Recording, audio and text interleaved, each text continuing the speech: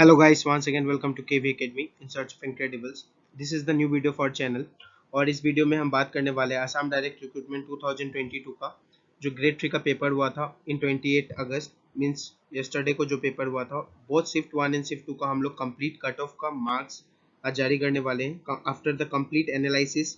बहुत जगह मैंने एनालिसिस किया in my Telegram channel, also मैंने यूट्यूब में कुछ सर्वे किया था। साथ ही साथ मेरे जितने भी स्टूडेंट्स हैं जो मुझसे पढ़ते हैं ऑनलाइन ऑफलाइन सबसे मैंने पता किया और कुछ अच्छे अच्छे टीचर्स से भी बात किया मैंने।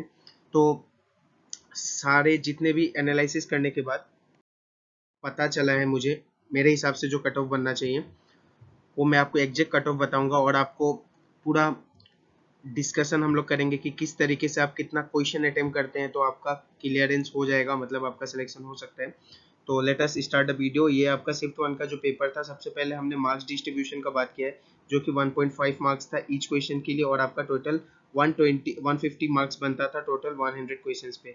टोटल 100 क्वेश्चंस पे आपका 150 मार्क्स बनता था। जिस तरीके से मुझे मेरे स्टूडेंट से पता चला तो जीके का इस सेक्शन में 40 क्वेश्चंस आया था, मैथ्स का 20 to 25 या रीजनिंग का 15 to 20। तो मतलब अगर यहाँ 25 आया होगा तो यहाँ आपका 15 आया होगा और यहाँ इस तरीके से भी हो सकता है कि 20 क्वेश्चन आया होगा और इंग्लिश में आपको 20 क्वेश्चन देखने को मिले थे। तो ये आपका क्वेश्चन का डिस्ट्रीब्यूशन था पेपर में। और अब यहाँ पे हम लोग जो बात कर रहे हैं तो यहाँ पे थोड़ा मैथ्स आपका मॉडरेट लेवल का आया था। मैथ्स को यहाँ पे बहुत लोग मॉडरेट कह रहे थे लेकिन जीके यहाँ पे थोड़ा ईजी था।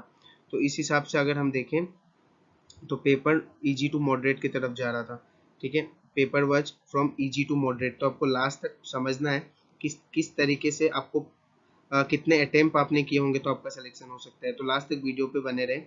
तो ये जो है आपका इजी टू मॉडरेट की तरफ पेपर जा रहा था और इंग्लिश तो दोनों में ही सेम था, मॉडरेट लेवल का इंग्लिश आया था आपका। ठीक है, मैथ्स और रीजनिंग में थोड़ा प्रॉब्लम हुआ सबको, इसलिए पहले पार्ट में और सेकंड पार्ट में मैथ्स बहुत इजी था ऐसा बोला गया। तो लेट अस डिस्कस। तो मेरे हिसाब से जो ये कट ऑफ आपका जनरल का 110 टू 115 फॉर जनरल, उसके बाद ओबीसी का 100 to 105 and for SC 90 to 95 and for ST it is 80 to 85। Consider करना है आपको plus minus 5 marks from each category. ये ऊपर नीचे हो सकता है क्योंकि ये आपका एक अप्रोक्सीमेट फिगर है। ठीक है, अप्रोक्सीमेट फिगर मैं आपके लिए लेके आऊँ और ये आपका मोस्ट प्रोबेबली यही फिगर आपका बनने वाला है। अप्रोक्स 5 नंबर का ही फर्क मैं सिर्फ बता रहा हूँ, नहीं तो आपका कट ऑफ ये रहने वाला है। ठीक है, क्योंकि बहुत ज़्यादा एनालिसिस करने के बाद मुझे ये पता चला है आपका।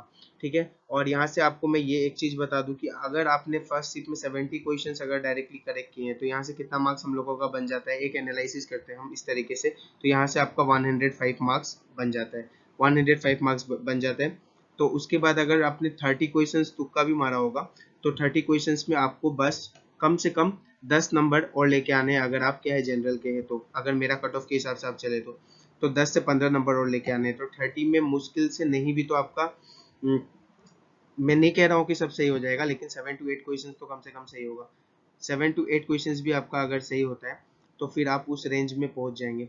ठीक है, 7 टू अगर मान लीजिए आपका 8 क्वेश्चन सही होता है तो 15 8 जा 120, मतलब यहाँ पे 12 मार्क्स आपका इंक्रीमेंट हो जाएगा। 12 मार्क्स आपका और इंक्रीमेंट हो जाएगा।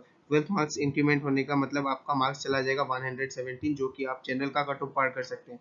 तो अगर आपने 70 क्वेश्चंस करेक्ट किए हैं तो आपका बहुत चांसेस है कि आपका सिलेक्शन होगा। तो इस तरीके से आपको एक आइडिया मैं दे रहा हूँ, आप एक आइडिया लगा सकते हैं कि 70 क्वेश्चंस तक आपको तो सही करना ही था।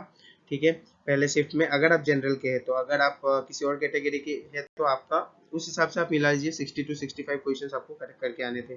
ठीक है, तो ये आपका एनालिसिस था। शिफ्ट 2 में अगर हम बात करें तो जो मार्क्स डिस्ट्रीब्यूशन था ईच पेपर्स का वो 1.75 मार्क्स था और टोटल मार्क्स आपका 175 था और टोटल क्वेश्चंस अगर हम देखें तो 100 क्वेश्चंस था। लेकिन सेकंड शिफ्ट में थोड़ा पेपर में चेंजेस ये आया था कि जीके को थोड़ा मॉडरेट लेवल का कर दिया गया था और क्वेश्चंस भी बढ़ा दिए गए थे। यहाँ पे आपका 50 क्वेश्चंस कर दिया गया था। लेकिन जिन्होंने जीके अच्छा से पढ़ा है उनके लिए ये शिफ्ट बहुत आसान हो गया था, इसलिए इसका थोड़ा कट ऑफ भी हाई जा सकता है क्योंकि इसमें आपका स्टूडेंट्स भी कम थे। तो स्टूडेंट्स भी कम थे तो आपका इसमें कुछ भी हो सकता है। कट ऑफ में आपको अभी बताऊंगा कि क्या आने वाला है इसका। ये आपका 15 क्वेश्चन था जहां तक मुझे पता चला। 30 क्वेश्चन ही आए थे मैथ्स और रीजनिंग के सेकंड शिफ्ट थे और ये one of the most easiest paper था आपका, सुना है मैंने मैथ्स और रीजनिंग को लेके। तो इसमें बहुत लोगों ने अच्छा स्कोर किया। उसके बाद इंग्लिश आपका same to same moderate level का पहले जैसा ही आया था। तो इसमें भी कुछ ज्यादा फर्क नहीं पड़ा इस पेपर में। जिसका जीके स्ट्रॉन्ग है उन्होंने ही इस पेपर में ज्यादा फर्क डाला है। में अगर हम बात करें तो जनरल का जो कट ऑफ है आपका 120 टू 125 जा सकता है यहाँ पे, ठीक है। और ओबीसी का 110 to 115, for SC it is 95 to 105 and for ST it is 90 85 to 90। Consider करना है आपको +5 प्लस मार्क्स, +5 प्लस -5 मार्क्स आपको ऊपर नीचे कंसीडर करना है। बाकी आपका यही रेंज में पूरा का पूरा मार्किंग रहेगा। कट ऑफ अगर हम देखते हैं तो इसमें भी आपको कम से कम कितने क्वेश्चन सही करने थे, तो अगर हम इसमें देखते हैं तो क्या होगा आपका, इसमें अगर हम देखते हैं आपका 65 क्वेश्चंस मान लीजिए आपने सही किया है, क्योंकि पेपर थोड़ा जीके को लेके थोड़ा टफ था, नहीं तो और सब आसान था। तो अगर सही सही आपने अगर 65 क्वेश्चन किया है, तो हम अगर 65 से 1.7 को मल्टीप्लाई करते हैं तो यहाँ से आपका क्या हो जाएगा देखते हैं। तो यहाँ से आपका पहले तो 1 से अगर मल्टीप्लाई करते हैं तो 65 मार्क्स तो पूरा पूरा बन रहा है। अगर 0.7 से करता हूँ मैं तो अप्रोक्सीमेटली आपका कितना बनेगा, लेट मी कैलकुलेट। मैं एक बार देख लेता हूँ, कैलकुलेटर करके देख लेता हूँ मैं, क्योंकि आपका पूरा एग्जैक्ट वैल्यू मुझे पता चल जाएगा एक बार के लिए कि कितना बनता है। तो लेट मी कैलकुलेट इट। तो अगर मैं मल्टीप्लाई करता हूँ इसको 0.7 से, तो यहाँ से आपका 45.5 और बन रहा है, ठीक है। 45.5 बन रहा है, मतलब आपका अगर 65 क्वेश्चंस करेक्ट है और 1.75 मार्क्स के हिसाब से अगर हम देखें तो यहाँ पे आपका मार्किंग चला जाता है 110 पॉइंट समथिंग, 110 पॉइंट समथिंग चला जाता है, ठीक है। 110 में 110 पूरा अप्रोक्सीमेट फिगर लेके चलता हूँ, मतलब नंबर लेके चलता हूँ 110।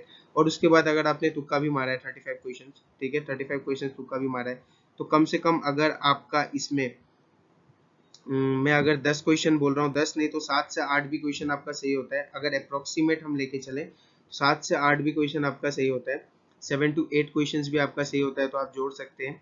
8 को अगर 1.75 से हम मल्टीप्लाई करते हैं, 8 इंटू 1.75 से अगर हम मल्टीप्लाई करते हैं तो आपका 14 आता है, तब भी आपका और 14 मार्क्स यहाँ पे क्या हो जाएगा, एक्स्ट्रा हो जाएगा।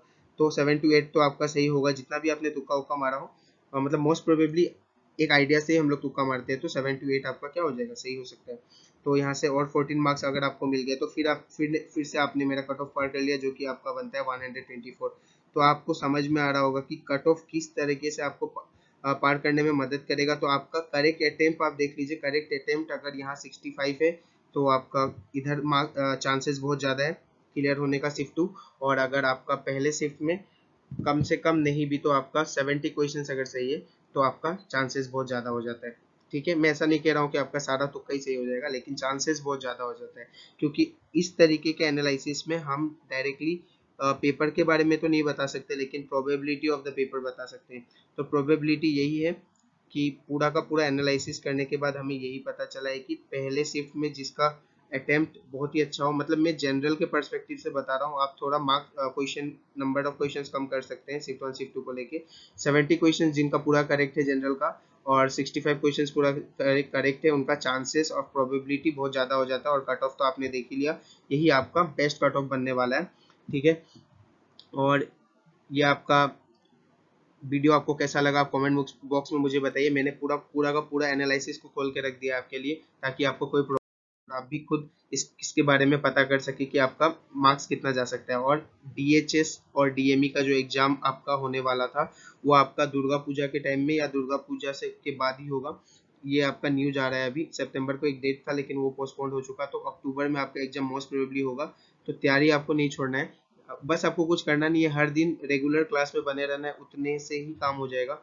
रेगुलरिटी अगर आप मेंटेन रखते हैं, बहुत लोग क्या करेंगे अभी छोड़ देंगे और 10 दिन पहले एग्जाम का तैयारी चालू करेंगे, तो इस ऐसा करने से फिर से आपका सिलेक्शन में दिक्कत आ सकता है, ठीक है। आई होप कि सबका हो जाए एडीआर में, that is Assam direct recruitment. लेकिन अगर किसी का नहीं होता तो उन्हें तैयारी, मतलब अगर तैयारी रखते हैं तो आपका डीएचएस डीएमई भी बहुत अच्छा पोस्ट है, अगर इसमें भी आपका हो जाता है। और फिर अगर दोनों में हो जाए तो फिर आपका चूज करने का बात होता है, ठीक है। तो आपको तैयारी अपना मजबूत रखना है, हर दिन रेगुलरिटी के साथ क्लासेस करते रहिए, और इस कट ऑफ के जो वीडियो को आप ज़्यादा से ज़्यादा शेयर कीजिए ताकि सब तक पहुंच सके, क्योंकि ये वीडियो बनाने में मुझे बहुत मेहनत लगा, साथ में बहुत कुछ एनालाइज करना पड़ा, तो ये सब आपके लिए ये, ठीक है। Like and subscribe the channel अगर अभी तक आपने नहीं किया, क्योंकि अच्छे अच्छे जितने भी क्लासेस हैं नोटिफिकेशन से सब आपको मिल जाएंगे, असम और सेंट्रल के जितने भी एग्जाम है उससे रिलेटेड। और अगर आरआरबी ग्रुप डी का आपको कुछ भी मुझसे मतलब चीज आपको पता करना हो या फिर कोई भी क्लासेस चाहिए हो तो आप मुझे कमेंट बॉक्स में बता सकते हैं। मैं आरआरबी ग्रुप डी के लिए भी आपका मैंने एनटीपीसी के लिए पूरा क्लासेस करवाया है, तो आरआरबी ग्रुप डी के लिए भी आपका क्लासेस में लेके आऊंगा। अगर आपको चाहिए तो please comment below in the comment box. मिलते हैं अगले क्लास में, थैंक यू गाइस। और मेरा जो जीके और मैथ्स का मैंने जो कंप्लीट आपका वो दिया है वीडियो, जो 28 को आपका पेपर आया था जीके प्लस मैथ्स का कंप्लीट वीडियो है, आपको एग्जैक्ट क्वेश्चंस वहाँ पे मिलेगा, उसका लिंक आपको मैंने डिस्क्रिप्शन में दे दिया है ताकि आपको अपना करेक्ट अटेम्प्ट पता चल जाए। और तो आपको वीडियो में मैंने बताया है कि आपको कैसे पता कर लेना है कि आपका सिलेक्शन होने का प्रोबेबिलिटी कितना है। थैंक यू गाइस, मिलते हैं अगली क्लास में।